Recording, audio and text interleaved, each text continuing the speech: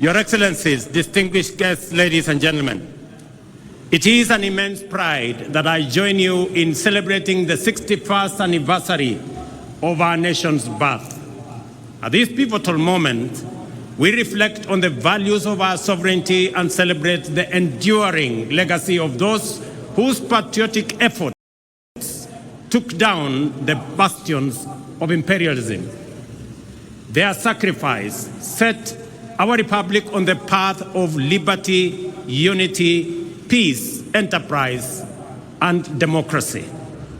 Today, we affirm, by reflecting on what we have accomplished since raising the flag of our nation, that by staying true to our national identity, we have remained consistent through seasons of abundance and scarcity.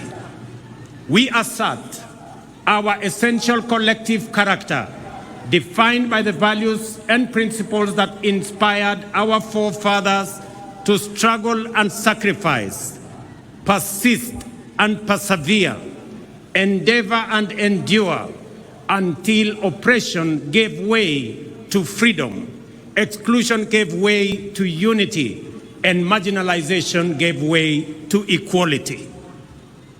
We remember that our nation was born from the painful sacrifice and tireless, often lonely, and grueling efforts of men and women driven by the conviction that their sweat, tears, and blood were a worthy price to pay for ushering millions of their brothers and sisters from the dark, cold nights of imperial brutality into the warm daylight of freedom.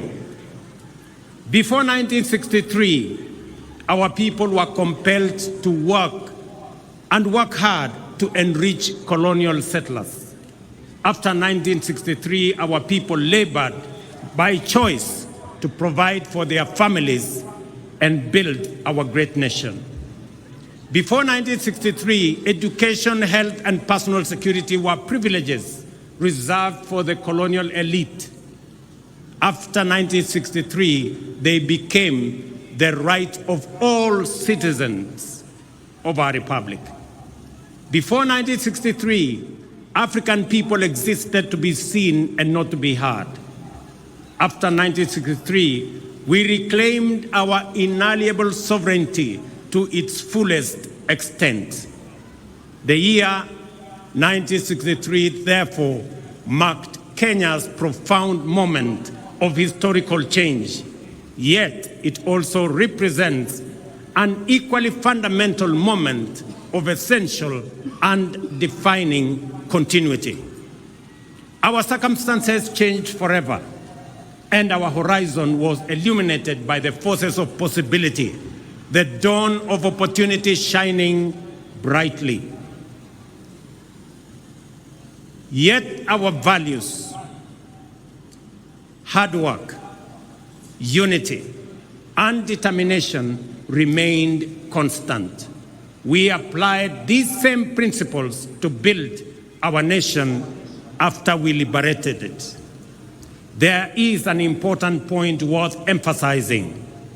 In our time, our generation must never focus so much on the present that we forget where we were only 6 decades ago.